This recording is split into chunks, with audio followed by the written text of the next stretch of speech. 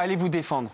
Eh ben, je défie quiconque, qui comme dans... Cyril, toi le premier. Hein. Si demain je dis moi j'ai vu une vidéo de Cyril en train de violer Gilles Verdez. Oui mais tu comprends?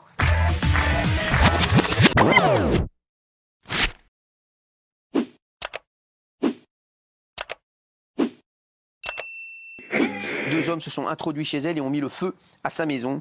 Heureusement, elle n'a pas été blessée, mais elle est très choquée. Elle était avec sa maman.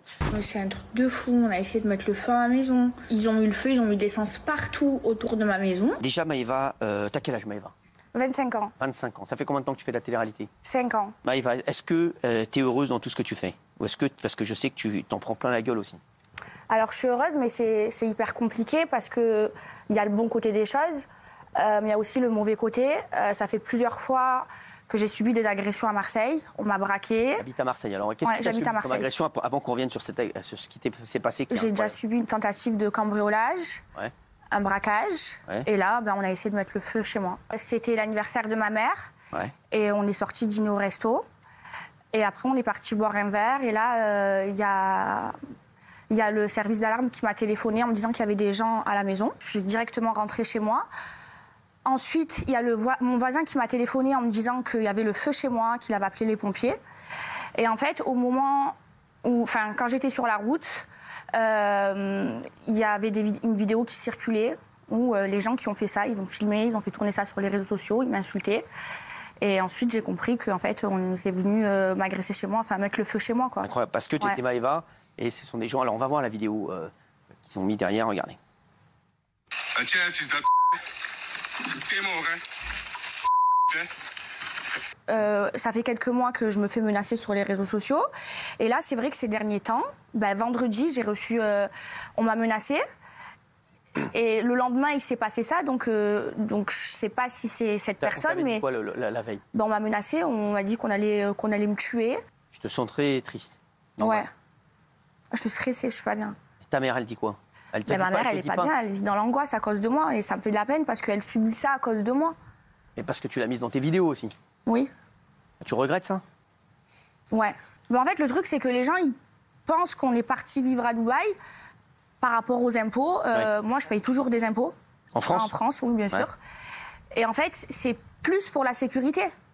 Parce qu'en France, en fait, toutes les personnes connues, elles vivent pas en sécurité. On se fait cambrioler, on se fait braquer, alors qu'à Dubaï, ça n'existe pas. À Dubaï, la porte de chez moi, je ne l'ai jamais fermée à clé. Je dors la fenêtre ouverte. Vous êtes évidemment une victime dans cette histoire et on peut souhaiter à personne de vivre ça. Mais qu'est-ce que vous répondez à ceux qui disent que vous montrez trop justement votre vie privée et aussi toute cette opulence qui peut être prise par certains comme de la provocation sur les réseaux sociaux? Non, mais en fait, c'est notre vie de montrer. En fait, moi, j'ai pas de talent. Un chanteur, son talent, c'est de chanter, donc il est suivi par des millions de personnes parce qu'il a un talent. Moi, j'en ai pas. Moi, les gens, ils me suivent parce qu'ils aiment ma personnalité et qu'ils aiment ma vie. Donc, je suis obligée de montrer ma vie. Ouais, moi aussi. Pardon, mais ce qu'a dit Guillaume, ça me rappelle quand on disait d'une fille qui se faisait violer, elle porte une jupe trop courte. C'est-à-dire, elle a le droit de gagner de l'argent, elle a le droit de le montrer, elle a le droit d'avoir des montres en or, elle peut faire ce qu'elle veut encore une fois. Elle l'a pas volé. J'accepte de me faire insulter. Voilà, mais c'est ça. C'est normal. Oui, j'accepte d'avoir des haters. Pas tout le monde peut m'aimer, mais de me faire. Là, c'est très grave. Ils ont mis le feu tout autour de ma maison. Non, mais ça, c'est très grave. Il aurait pu avoir un meurtre. Bien sûr. Non, mais ça, il faut quand même être attaqué pour aller mettre le feu chez Maëva Guénam. Il y a des essences tout autour. Non, mais t'as porté plainte, bien sûr. Oui, bien sûr, oui. Mais c'est fini. Non, mais on peut s'interroger là-dessus. C'est pas cautionner les incendies. Arrête de faire le parallèle horrible avec le viol. Enfin, c'est ignoble de faire ça. On peut se demander si aujourd'hui, quand on est très jeune et qu'on gagne beaucoup d'argent, oui, ça suscite des jalousies. Oui, vous savez que vous exaspérez énormément de gens. Est-ce que c'est bien de les montrer? Oui, et c'est normal de se faire incendier, de se faire braquer. Donc, en fait, quand tu habites en France, comme il n'y a pas de sécurité, tu n'as pas le droit d'avoir de l'argent. Moi, je soutiens les questions de Guillaume, parce qu'en vous exposant comme ça, je suis désolé, vous prenez des risques, de mon point de vue, inconsidérés, chère Maëva. Pardon? Mais pourquoi à Dubaï, il ne se passe rien? Non, mais à Dubaï, ok. Non, mais alors, excusez-moi, Maëva. À Dubaï, non, pas de ça. À Dubaï, vous vivez dans un environnement hyper privilégié, entre influenceurs, dans des endroits de luxe. Non, mais ça, c'est pas vrai. Vous pouvez pas comparer. Non, arrêtez. Vous pouvez pas comparer Dubaï. Vous louez à Dubaï ou vous êtes propriétaire? Je loue et je Vous louez combien par mois à Dubaï? Combien combien par mois à Dubaï? C'est des fortunes, c'est pas le même monde. Non, c'est pas le même monde. C'est le même prix que ma maison que j'ai à Marseille en location. Bien sûr, c'est exactement la même chose. Gilles, t'es en train de dire que toute personne qui en France gagne de l'argent aujourd'hui est une cible potentielle et doit quitter la France ou doit aller à Dubaï ou dans des pays pour être en sécurité. C'est ce que t'es en train de dire? À la base, je suis pauvre, je viens des quartiers nord de Marseille, je suis très fière d'avoir réussi et je suis fière de montrer que j'ai réussi dans ma vie. Tes parents, ta mère est fière de toi? Oui. Vraiment, ouais. Oui. Oui, mais c'est bon en fait, assis-toi. Non, moi je veux être gentil avec tes faunes. Tu n'es pas gentil avec moi. Mais je suis désolé. Tu n'es pas gentil avec moi, tu arrêtes. Greg Guillotin, il est avec Tiffen qui a joué sa copine dans le piège qu'on vous montre, dans le prank qu'on vous manque depuis quelques minutes. Eugène et Brigitte sont avec nous. Ça va mon Eugène? Ouais, salut. Il est tout calme en plus, Eugène. Eugène, t'avais vraiment envie de le défoncer? Bon, de moments comme ça, je pense pas, je ne sais pas, bon, mais... T'as pété un câble? Oui, j'ai pété un petit peu, oui, c'est vrai. Un petit peu. Non, mais qu'est-ce qui t'a fait monter en pression? Non, c'était, bon... Manque de respect? Bon, c'est plutôt un manque de respect que c'est passé. Le sexe. Pour le sexe. Ouais, c'était pour le problème de sexe. Ouais, c'est ça. Oui. Ah oui. Ouais. Ouais, c'est sûr. Brigitte, toi, tu bouges pas. Calme. T'es calme, hein. Toi, tranquille, hein. Zen. Oui, moi je calmais le jeu. Bah ouais, je les mets ensemble. Dégage. Dégage ma vie. De sa vie, pas de sa vue. Assis-toi. Mais pourquoi, punaise? Mais t'es où là? Quand tu revois ces images, Eugène, tu te dis quoi? Bah, quand je revois ça, ça me fait un petit Ouais. touche, quoi. C'est ça. À la fin, Eugène et Brigitte sont redescendus, ils ont adoré. C'était trop, ça s'est fini dans la bonne humeur. Franchement, c'est le meilleur prank de Greg Guillotin. Et ce qui est très fort, c'est que d'habitude, dans les caméras cachées, le piégé pète les plombs juste avant la révélation. Et là, dès le début, Eugène, il part en quart de tour. Donc pendant toute la caméra cachée, pendant 1h30, Greg, il marche sur des œufs. Et là, j'ai l'impression que c'est la première fois que tu as eu vraiment peur. En fait, je suis même à un moment donné sorti de mon personnage. C'est-à-dire qu'à un moment, je devais tellement adoucir les choses que c'était plus le MC Guillaume que j'avais prévu dans le piège, parce que j'avais plus aucune façon de canaliser Eugène, qui croyait en plus que le portail était fermé alors qu'il était ouvert. À la fin, il va chercher la police, mais bon, ça c'est après. Mais du coup, moi, je voulais juste qu'on finisse le piège et qu'au moins ça puisse se terminer bien et tout. Je suis pas bien. Je suis un être humain. Tout ce que j'ai vécu depuis un an, je suis malheureux, je suis pas bien, il faut me laisser tranquille. Ilan Castrenouveau accuse aujourd'hui les médias d'avoir ruiné sa vie. Il témoigne ce soir dans TPMP. Alors, on a eu hier Maëva Guénam à qui il est arrivé des petits soucis. Toi aussi, tu es un candidat de télé-réalité. Et on a l'impression que pour tous, c'est vrai que c'est la folie. Enfin, moi, dans mon cas, après, chaque histoire est différente. Maëva, c'est encore une histoire différente. Je sais, mais Maëva, bon, elle va bien, on l'a vu, voilà, mais c'est vrai qu'on avait brûlé sa maison hier. On a tous l'impression que à chaque fois, il y arrive des drames. Il y a eu une plainte de déposée suite à cette histoire qui a été... parce qu'en fait, à un moment donné, comme il n'y avait rien dans cette histoire contre moi, ni victime... Alors, pas de victime. Il y avait une vidéo, soi-disant, on disait la vidéo. J'avais dit il y a un an, sortez-la, et ça ne sortirait pas parce que ça n'existe pas. Ça fait un an. On va rappeler l'histoire. Toujours rien. Dans notre milieu, quand il y a quelque chose, ça sort. Ouais. Faut arrêter de dire peut-être ça sort. Moi, j'ai pas des pouvoirs magiques. Quand il y a une vidéo d'un truc, il y avait eu une histoire de télé, je vais pas remuer le couteau un peu, c'était des amis. Mais quand il y a une vidéo, ça sort. Faut arrêter de croire, tu peux pas cacher. Quand c'est quelque part, ça sort à un moment donné. Moi, ça a fait quand même le tour, il y a rien. Alors, mais moi, le pire, c'est que, allez, on va dire, Ilan, il est super fort, il a réussi à cacher la vidéo, ok, bon, je suis fort. Mais il n'y a quand même pas de victime. Pas de vidéo, pas de victime. Tu as porté plainte en diffamation? Oui, diffamation, accusation calomnieuse, je suis accompagné d'un avocat. Comment tu as vécu toute cette histoire? C'est un cauchemar pour toi? Le lundi, j'étais Ilan. Je vous dis la vérité, j'avais tout. Le mardi, il n'y avait plus rien. Et en plus, je me faisais insulter par la France entière. Ma famille se faisait insulter par la France entière. Menacé de mort, menace antisémite. J'ai eu le droit à tout, moi. Tout. On va te crever chez toi, sale juif. On va venir violer ta mère. On va violer tes petits frères. J'ai eu le droit à tout ce qu'on peut imaginer. Et ça fait un an que ça dure. Ma mère, ça fait 8 mois qu'elle n'en peut plus. Mon père, il a des soucis de santé dus au stress. Mes parents, ils habitent en Martinique. Hein. Là-bas, ils ont un bon job. Ils n'ont pas de problème dans leur vie. Par contre, moi, je suis devenu un problème. Comment tu gagnes ta vie aujourd'hui? Les réseaux sociaux.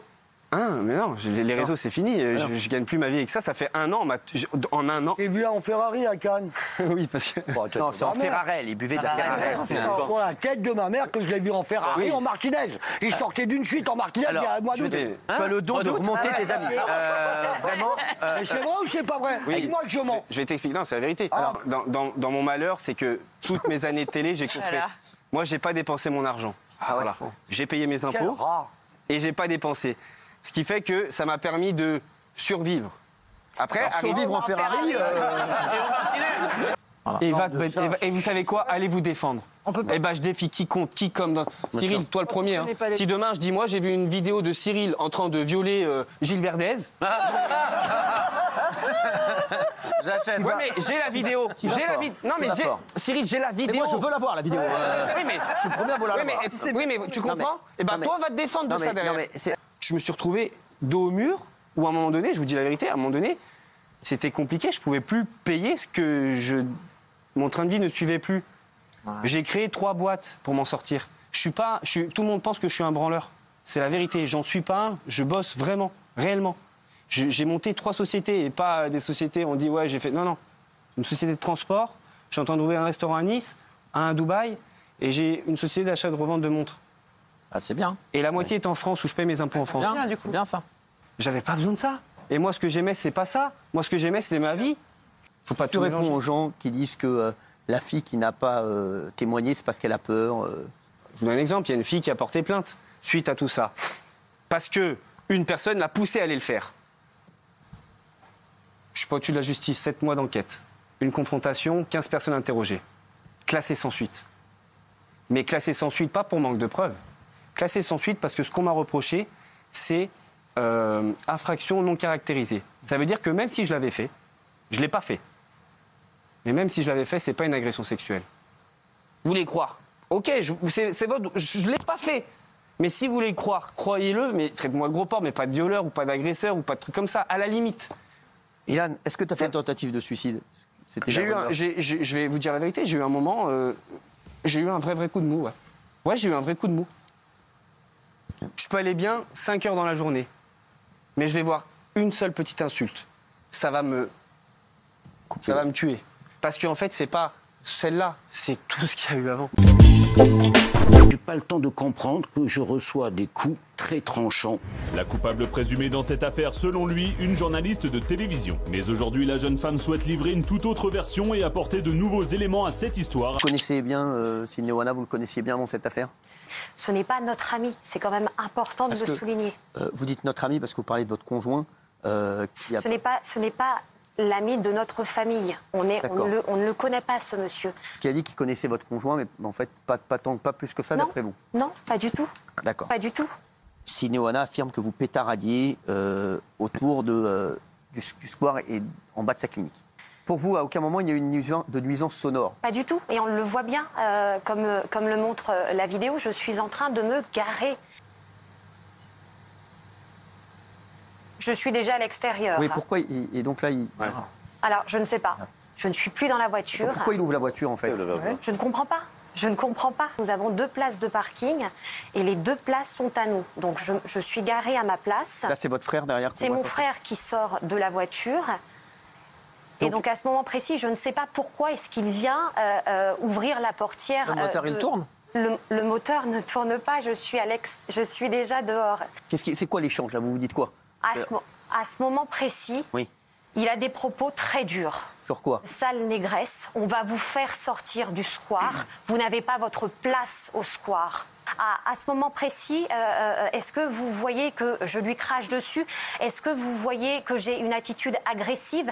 Est-ce que vous voyez que ce monsieur Sidney Oana est par terre et roué de coups par moi?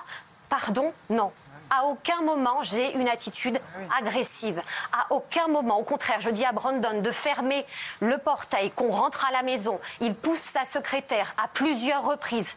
Elle essaye de le contrôler, de le maîtriser. Il force le passage de chez moi. Il veut en découdre avec moi. Il veut rentrer.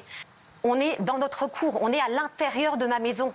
Vous nous avez ramené d'autres vidéos. On voit l'assistante de Sidney qui, en plus, lui aurait donné un coup malencontreusement. Un coup de coude. Elle lui a donné un coup de coude. Malencontreusement, oui, sans faire exprès. Alors, voilà. Je ne suis pas médecin. Je peux juste vous dire que je n'ai pas cassé le nez de Sydney Oana et que ce geste de son assistante aurait pu et a certainement cassé son nez. En tout cas, ce n'est pas moi. J'ai voulu me défendre. Est-ce que vous avez déjà eu un problème avec une autre voisine? C'est ce qu'il avait dit ici aussi. Cette voisine, en l'occurrence, elle est considérée, d'après ce qui se dit dans le square, comme la petite amie de Sydney Oana. Ah, quand même. Ce n'est pas mon problème, mais je vous raconte ce qui se dit. Elle a porté plainte, la voisine. Monsieur Oana, son assistante et la voisine ont porté plainte, madame. Il faut quand même le préciser. Cette dame, elle interpelle le chauffeur pour lui dire « Les nuisances sonores sont insupportables. On n'en peut plus. » J'entends cette dame se plaindre. À aucun moment, je me dirige vers elle pour lui répondre. Je continue ma vie, je récupère ce que j'ai à récupérer dans ma voiture. Et à ce moment-là, son chien vient japper auprès de moi. Et je fais un signe avec comment dirais-je, ma jambe pour l'éloigner sans même le toucher. Et cette femme court vers moi, le poing levé, me menaçant qu'elle allait également en découdre avec moi.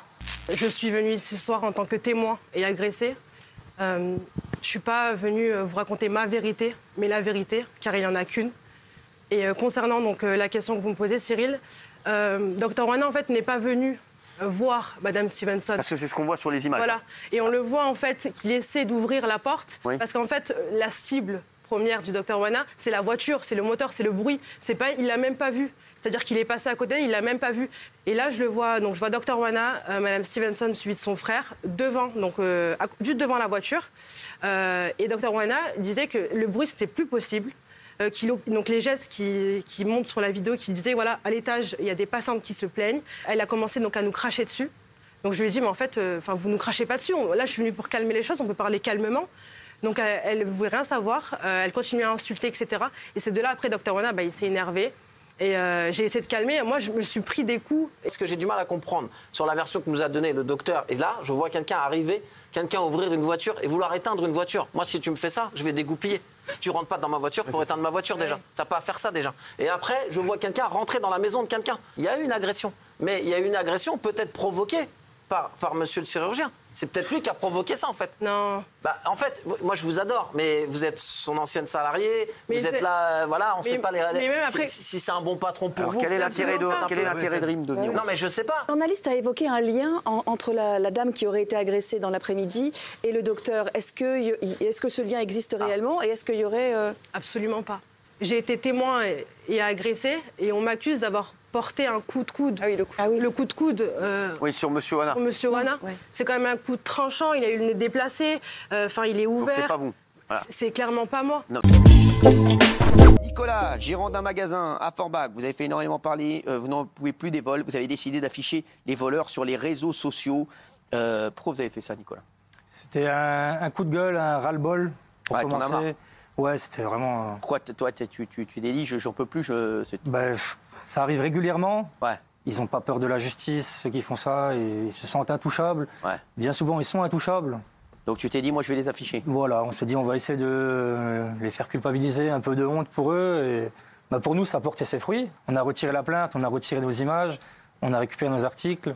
On espère que ça servira aux autres de leçon, et voilà. Et ça a porté ses fruits? Ça a porté ses fruits. Et 2 jours après, ceux qui nous ont volé, ils nous ont ramené les articles. C'est incroyable. On dit toujours la même chose. Ceux qui volent ne risquent absolument rien. Pourquoi ne feraient-ils pas? Donc finalement, moi, je n'en veux même pas aux gens qui sont malhonnêtes. J'en veux à la justice de rien faire.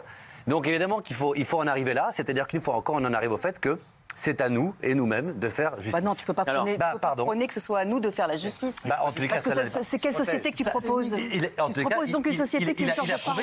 Il a prouvé que ça fonctionnait, ils sont revenus. Pardon, pour une fois que quelque chose fonctionne. Le problème, c'est qu'à partir du moment, même si la justice est laxiste, même si, à mon avis, il faut que les lois changent, on ne peut pas malgré tout se substituer à un système de... Non, le problème, c'est qu'il y a des vols, Géraldine. C'est ça le problème, c'est qu'il y a des vols. À ce moment-là, il faut condamner les vols. Il fait quoi alors? Il fait quoi? Bah, je sais. Les donneurs de leçons, faites quoi? Mais c'est pas une question de donner des leçons, donner des leçons. Mais vous avez quoi comme solution? Mais vous allez... Vous ouvrez beaucoup votre gueule, mais on n'a pas de solution. Je sais si vraiment tout le respect que j'ai pour la police, mais je vais te le dire, moi j'ai été cambriolé, ils sont venus, ils ont regardé s'il y avait 2-3 empreintes, je suis allé au commissariat, je dirais pas lequel, je suis arrivé, j'ai dit est-ce qu'on va retrouver les trucs, ils m'ont dit non. J'ai dit pourquoi? Parce qu'ils m'ont dit on ne cherchera pas. Voilà ce qu'ils m'ont dit, je te jure que c'est vrai. Ils peuvent pas, ils n'ont pas les moyens, ils ont autre chose à foutre que les chercher. Ils n'ont pas les moyens. Non, ils ne peuvent pas faire ça. Donc il n'y aura pas d'enquête pour effectivement 2 boîtes de conserve et pour ce monsieur qui a perdu 100 €, il n'y aura pas. Donc ce qu'il faut faire en sorte, c'est qu'il n'y ait plus de vol, parce que de toute façon on ne peut pas les condamner. Donc,